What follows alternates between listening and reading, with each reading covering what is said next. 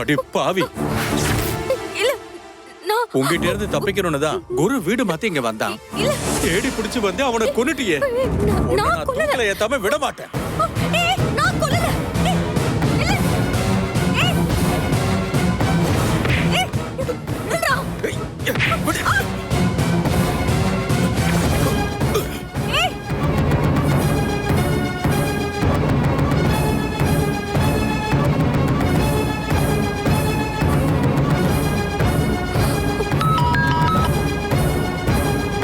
என்னாச்சு ருத்ரா?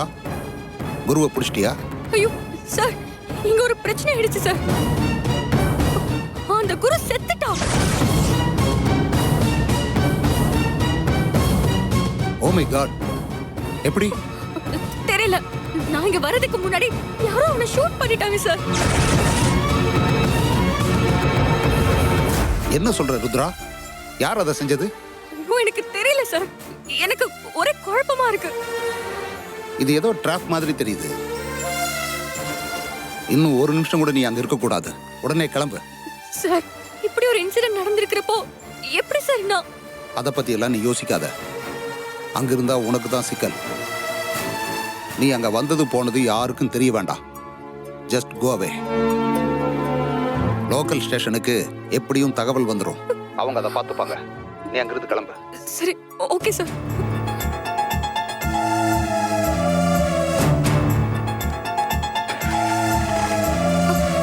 அண்ணே, வண்டி எடுங்க.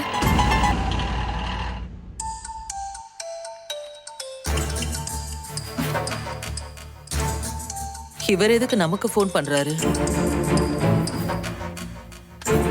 ஹலோ. என்ன இன்ஸ்பெக்டர் ரூபவதி, எப்படி இருக்கீங்க? சார், நான் நல்லா இருக்கேன். ருத்ராவை நீ பழி வாங்க துடிச்சல்ல? சார், நீங்க பேசுறது எனக்கு புரியுற மாதிரி இருக்கு, புரியாத மாதிரி இருக்கு சார். பக்காவா பிளான் பண்ணி அவளை ஒரு ட்ராப்ல மாட்ட வச்சிட்டோம். நான் சொல்ற மாதிரி செஞ்சேன்னா நீ உன்னோட வஞ்சத்தையும் தீர்த்துக்கலாம். என்ன சொல்ற? சார், கொஞ்சம் புரியுற மாதிரி சொல்லுங்க சார். சொல்றேன்.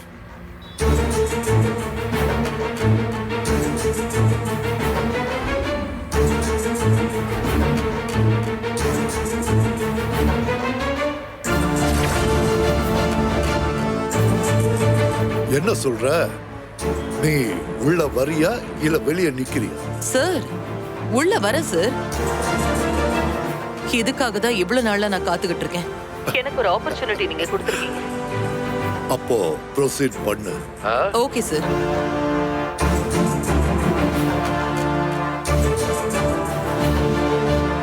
உனக்கு எண்டு கார்டு போட்டாச்சுடி. என்கிட்டயே வாலாட்டினல்ல, உனக்கு இருக்கு.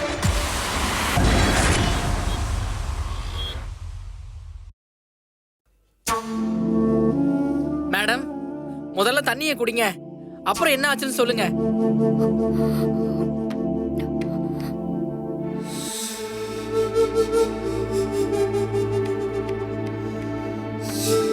இப்ப சொல்லுங்க மேடம், என்ன நடந்துச்சு? அந்த குரு செத்து போயிட்டான். அத சொல்லிட்டீங்க மேடம். நான் கரெக்டா தேடி போய் அவனை பிடிக்க போற நேரத்துல அவன் செத்து இருக்கானா? எனக்கு ஏதோ தப்பா தெரியுது வேலு. தப்பு இல்ல, அவங்க திட்டம் போட்டே கரெக்டா இத பண்ணிருக்காங்க மேடம். என்ன சொல்ற வேலு? ஆமா மேடம், பழி உங்க மேல வர மாதிரி அவங்க திட்டம் போட்டு இந்த கொலையை பண்ணிருக்காங்க.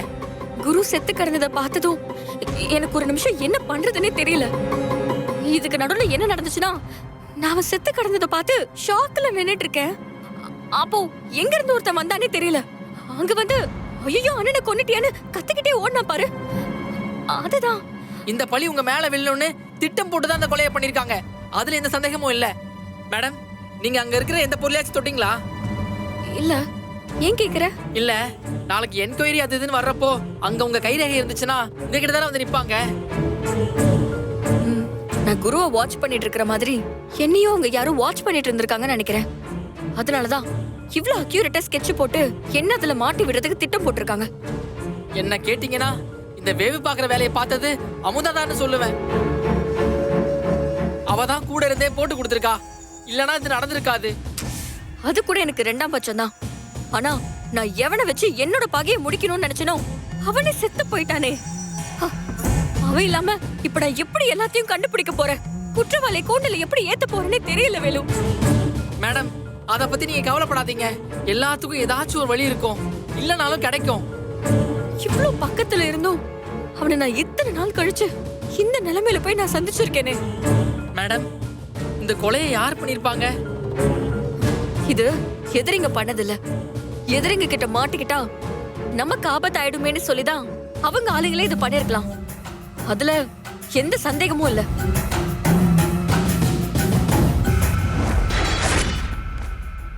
யோ, மேடம் இவர் சொல்றதெல்லாம் ரெக்கார்ட் பண்ணி. சரிங்க மேடம், ரெக்கார்ட் பண்ணிடுறேன். என்ன நடந்துச்சு? நானும் குருவும் ஆவடியில இருக்கிற கேலிபர் சென்டர்ல ஷூவுக்கு ஆர்டர் கொடுத்துட்டு வெளியே வந்தோம் மேடம். அங்க பார்த்தா அந்த ஃபுட்ரக் வச்சு நடத்துற பொண்ணு நின்னுட்டு இருந்தா மேடம். எங்களை பார்த்ததும் டே குரு, உன்னை கொல்லாம விட மாட்டேன்னு ஓடி வந்தா மேடம். நாங்க உடனே கார்ல ஏறி தப்பிச்சிட்டோம். அவ விடாம எங்களை ஃபாலோ பண்ணிட்டு வந்து ஒரு இடத்துல எங்களை மிஸ் பண்ணிட்டா மேடம். நாங்களும் அதுக்கப்புறமா வீட்டுக்கு வந்துட்டோம் மேடம். குரு டீ கேட்டான்னு நான் போட போனேன் மேடம். கொஞ்ச நேரத்துல டமால்னு ஒரு சத்தம் கேட்டுச்சு. ஓடி வந்து பார்த்தா அவ குருவை துப்பாக்கியால சுட்டுட்டா மேடம். அவ கையில துப்பாக்கி இருந்ததால நான் அவளை துரத்திட்டு போகல மேடம். சரி, குருவுக்கும் அவளுக்கு என்ன பிரச்சனை? என்ன பிரச்சனைன்னு எனக்கு தெரியாது மேடம். ஆனா அவனை கொலைப்படுறதுக்காக ஏதோ ஒரு காரணத்துக்காக அலைஞ்சுக்கிட்டு இருக்காங்கிறத மட்டும் குரு என்கிட்ட சொன்னா மேடம். சரி, அதையெல்லாம் கோர்ட்ல வச்சு பாத்துக்கலாம். இப்ப நீங்க என்னென்ன சொன்னீங்களோ அதெல்லாம் மறக்காம அப்படியே கோர்ட்ல ஒண்ணு விடாம சொல்லணும். சரி சொல்றேன் மேடம். அவன் என்னோட உயிர் மேடம். அவன் இல்லாம நான் எப்படி வாழ போறேன்னு தெரியல மேடம். கான்ஸ்டபிள் மேடம், ஃபாரன்சிக் டிபார்ட்மெண்ட்டுக்கும் ஹாஸ்பிட்டலுக்கும் இன்ஃபார்ம் பண்ணி அப்படியே லொகேஷன் ஷேர் பண்ணிடுங்க. அப்புறம் நீ அப்படியே மர்டர் சைட்டை போட்டோ எடுத்து வச்சுக்கோ. சரிங்க மேடம். வா. வாங்க மேடம், வாங்க பாருங்க.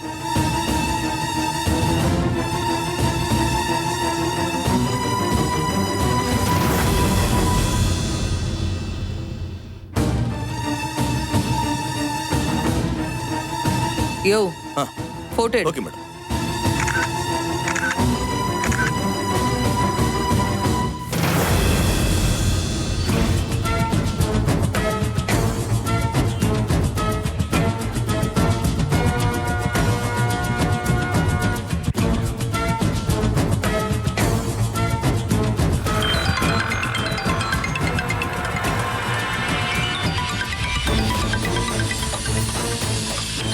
ரூபவதி. சொல்லுங்க மேடம். எங்க இருக்க? ஸ்டேஷன் தான் மேடம் வந்துட்டு இருக்கேன். அப்படியா? நீ என்ன பண்ற? நேரா கிளம்பி உன் அபார்ட்மெண்ட்டுக்கு வந்துரு. எங்க அபார்ட்மெண்ட்டுக்கா? எதுக்கு? ஆமாயா, உன்னோட அபார்ட்மெண்ட்டுக்கு தான். இங்க ஒரு முக்கியமான சம்பவம் இருக்கு. அத நீதான் உன் கையால செய்யணும். உடனே கிளம்பி வந்துரு. Okay madam. எதுக்கு நம்ம அபார்ட்மெண்ட்டுக்கு வர சொல்றாங்க? ஏதோ முக்கியமான சம்பவம் வேற இருக்குன்னு சொல்றாங்க. அங்க என்ன சம்பவம் இருக்கு? ரஞ்சனி மேடமை இவங்க ஏதோ செய்ய போறாங்கன்னு நினைக்கிறேன். அவங்களையும் சுத்தி சுத்தி வராங்களே, அதையே ஒரு பொழப்ப வச்சுட்டு இருக்காங்களே. இன்னைக்கு என்ன பண்ண போறாங்களோ தெரியலையே.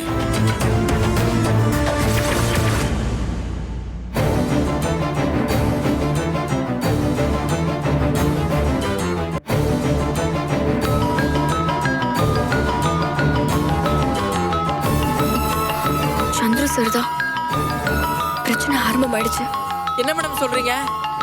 சந்துரு சார் கால் பண்றாரு. குருவோட மர்டர் மேட்டர் ஸ்ப்ரெட் ஆயிருக்கும்னு நினைக்கிறேன். ஹலோ, சொல்லுங்க சார். ரூபவதி கிட்ட ஏதாவது பிரச்சனை பண்ணீங்களா? ஏன் கேக்குறீங்க? அவங்க இப்ப எனக்கு ஃபோன் பண்ணி உடனே புறப்பட்டு அபார்ட்மெண்ட்டுக்கு வர சொன்னாங்க. எந்த அபார்ட்மெண்ட் சார்? வேற எந்த அபார்ட்மெண்ட்டுங்க? நம்ம அபார்ட்மெண்ட் தான். எதுக்குன்னு சொன்னாங்களா சார்? அவங்க ரொம்ப முக்கியமான ஒரு சம்பவம் இருக்கு, நீ அந்த இடத்துக்கு கிளம்பி வான்னு சொன்னாங்க. அவங்க நம்ம அபார்ட்மெண்ட்டுக்கு வராங்கன்னா அவங்க உங்களை டார்கெட் பண்றதுக்காக தான் இருக்கும்னு நினைக்கிறேன். என்னையும் வேற வர சொன்னாங்க. நீ தான் அதை செய்யணும்னு பொடி வச்சு சொல்றாங்கன்னா அதுல எது சூட்சமா இருக்குன்னு நினைக்கிறேன். எனக்கு ஒன்றும் புரியலையே சார். சரி நாங்க வரேன், என்ன நடக்குதுன்னு பார்க்கலாம். என்னாச்சு மேடம்? ரூபவதி சந்துரு சார் அபார்ட்மெண்ட்டுக்கு வர சொல்லியிருக்காங்க. இங்க ஒரு முக்கியமான சம்பவம் இருக்கு, நீங்க தான் அதை செய்யணும்னு அவர் வர சொல்லியிருக்காங்க. மேடம், அந்த அம்மா ஏதோ பிளான் பண்ணுது மேடம். நீங்க எங்கேயாச்சும் போயிடுங்க. அவங்க வரும்போது நான் இங்க இல்லாம போனாதான் தப்பா இருக்கும். அதுவும் இல்லாம நான் எந்த தப்புமே செய்யல, அப்புறம் எதுக்கு நான் ஓடணும்? அவங்க அந்த குரு செத்து போனது தெரிஞ்சு அது விஷயமா விசாரிக்க வராங்கன்னு தான் நினைக்கிறேன். விசாரிச்சா பரவாயில்ல, வேற ஏதாச்சும் விளையாட நினைச்சாதான் கஷ்டம்.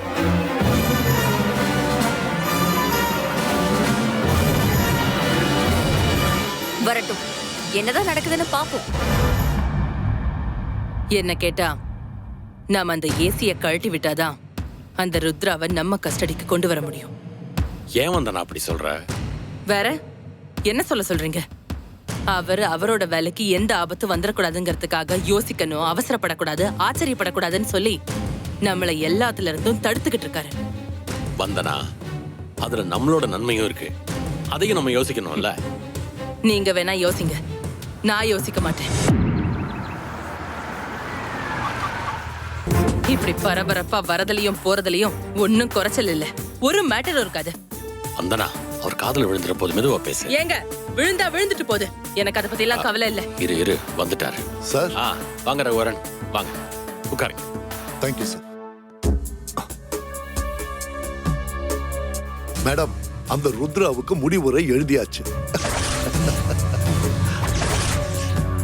அப்படின்னா அவளை பெருசா ஒரு பிரச்சனையில மாட்டி விட்டாச்சு. அதுல இருந்து அவ கண்டிப்பா வெளியே வரவே முடியாது. நாம நிம்மதியா இருக்கலாம். அவ ஏன் கையால தான் சாகணும்னு நான் காத்துட்டு இருக்கேன்.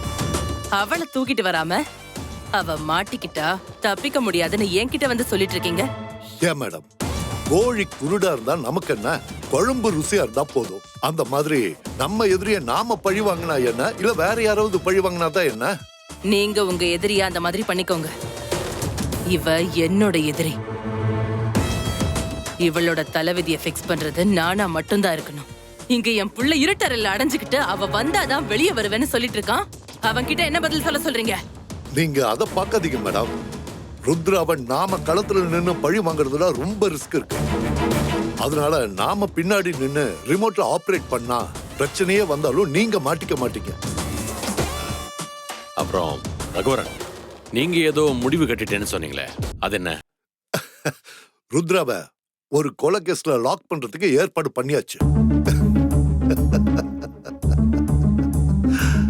பண்ணியாச்சுன்னா அப்ப இன்னும் பண்ணல அதான அர்த்தம்? இந்நேரம் அவளை பிடிச்சிருப்பாங்க, உள்ள கொண்டு வரட்டும். அதுக்கப்புறம் நாம எப்படியாவது அவளை நம்ம கஸ்டடியில கொண்டு வந்துடலாம். இப்படி ரெடி ஆயிட்டு இருக்கு, பண்ணிட்டு இருக்கோம், பண்ணிடுவோம். இப்படி எல்லாம் என்கிட்ட வந்து சொல்லாதீங்க. எல்லா ஏற்பாடையும் பண்ணிட்டு வந்து பேசுங்க. ரகுவரன், நீங்க வேலையை முடிச்சிட்டு வந்து இங்க சொல்லுங்க. அவர் எப்பவுமே அறகுறையா சொல்றது தாங்க பிரச்சனை. மேடம், இந்த விஷயத்த சொன்னா நீங்க கொஞ்சம் சந்தோஷப்படுவீங்கன்னு சொல்ல வந்த. பரவாயில்ல, நான் ஒரு தகவலுக்காக தான் வெயிட் பண்ணிட்டு இருக்கேன். அது வந்ததும் உங்களுக்கு முழு ரிப்போர்ட் கொடுக்குறேன். அதுக்கப்புறம் என்ன பண்ணலாங்கிறத நீங்களே சொல்லுங்க. வந்தனா, நாம ருத்ராவை நெருங்கிட்டோம்னு நினைக்கிறேன்.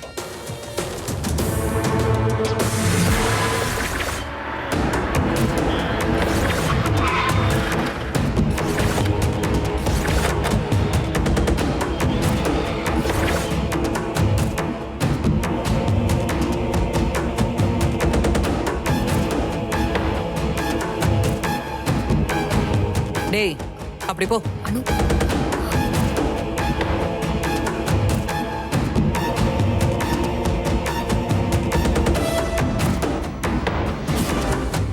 சந்துரு சார் வாங்க. நீங்க என்ன பர்பஸ்க்காக இங்க வந்திருக்கீங்கன்னு உங்க வாயால நீங்களே சொல்லுங்க. என்ன சொல்றீங்க மேடம்?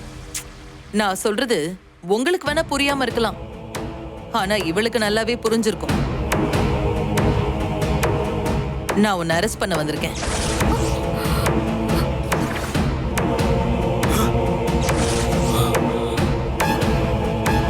என்ன மேடம், இப்ப எதுக்கு அரெஸ்ட் பண்ண போறீங்க? எப்படிதான் உன்ன மாதிரி ஒரு மரமண்டிய போலீஸ் ஆக்குனாங்கன்னு தெரியல. எதுக்கு எடுத்தாலும் என்ன எதுக்குன்னு கேள்வி கேட்டுக்கிட்டு இருப்பேன். இத பாரு, நான் ஒருத்தவங்கள அரெஸ்ட் பண்ண சொல்றேன்னா அதுக்கு காரணம் இல்லாம இருக்காது. நீ காரணம் தெரியாம செய்ய மாட்டேன்னு சொன்னா நான் காரணத்தை சொல்றேன். எல்லாரும் கேட்டுக்கோங்க. உங்க எதிர்த்த அபார்ட்மெண்ட்ல இருந்து இப்ப வேற ஒரு இடத்துக்கு போய் தங்கி இருந்த குருங்கிறவரு இந்த ரஞ்சனி கொலை பண்ணிட்டா.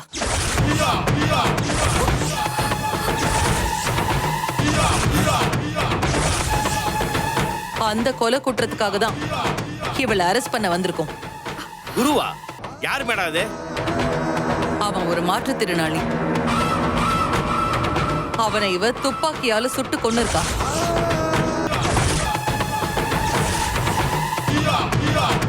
என்ன சார் முழிச்சிட்டு இருக்கீங்க? நான் ஸ்பாட்டுக்கு போயிட்டு தான் வரேன். சும்மா ஏதோ கற்பனையில எல்லாம் சொல்லல. வாங்க, அரெஸ்ட் பண்ணுங்க. உங்க அபார்ட்மெண்ட் நெய்பரையே எப்படி நீங்க அரெஸ்ட் பண்றதுன்னு யோசிச்சுட்டு இருக்கீங்களா? என்ன மேடம், இதே வேலையை இங்க சுத்திட்டு இருக்கீங்களா? அடிச்சிட்டாங்கன்னு சொல்லி அன்னைக்கு அரெஸ்ட் பண்ண வந்தீங்க, அது நடக்கல. இன்னைக்கு கொலையே பண்ணிட்டாங்கன்னு சொல்லி அரெஸ்ட் பண்ண வந்திருக்கீங்களா? உங்க பிரச்சனை தான் என்ன? சார் நீங்க கொஞ்சம் இருங்க சார். மேடம், எந்த அடிப்படையில நீங்க இந்த கொலைப்பழியை என் மேல போட்டிருக்கீங்கன்னு நான் தெரிஞ்சுக்கலாமா? அடிப்படை மட்டும் இல்ல, ஆதாரங்களும் இருக்கு. சும்மா இப்படிலாம் சொல்லி அவங்கள இங்க இருந்து கூட்டிட்டு போய் உங்களுக்கு அவங்க மேல இருக்கிற வஞ்சத்தை தீர்த்துக்க பார்க்காதீங்க. மேடம், உங்க புள்ளை அவங்க அடிச்சாங்கன்ற ஒரே காரணத்துக்காக அவங்கள ஏதாவது ஒரு கேஸ்ல மாட்டி விடலான்னு பாக்குறீங்களா? பரவாயில்லையே, நீங்க இவ்ளோ பேரும் இவளுக்கு சப்போர்ட் பண்ணி பேசுறீங்க. பரவாயில்ல, நெய்பர்ஸ்னா இப்படிதான் இருக்கணும். ஆனா ஒருத்தவங்க மேல இந்த அளவுக்கு குருட்டு நம்பிக்கை வைக்க கூடாது. நான் சும்மா யார் மேலயும் பழியெல்லாம் போட மாட்டேன். எங்க கிட்ட அசைக்க முடியாத ஆதாரம் இருந்தா மட்டும்தான் நான் அடுத்த ஸ்டெப்பே எடுத்து வைப்பேன். எல்லாத்துலயும் தப்பிச்சிட முடியாது ரஞ்சினி. ஏதாவது ஒண்ணுல வசமா மாட்டிதான் ஆகணும். அந்த மாதிரி தான் நீ இந்த கேஸ்ல எங்க கிட்ட வந்து வசமா மாட்டிக்கிட்ட. மேடம், மாட்டிக்கிட்டா சிக்கிக்கிட்டான்னு சொல்றீங்களே, அதுக்கு என்ன ஆதாரம் இருக்கு? சார் இருக்கு, சொல்றேன். வழக்கமா யாரும் என்கிட்ட இந்த மாதிரி எல்லாம் கேட்டதில்ல. அப்படியே கேட்டாலும் என் பதில் இந்த மாதிரி இருக்காது. நீங்க எல்லாரும் ஒரு பொண்ணுக்காக இந்த அளவுக்கு சப்போர்ட் பண்ணி பேசுறதுனால நான் சொல்றேன்.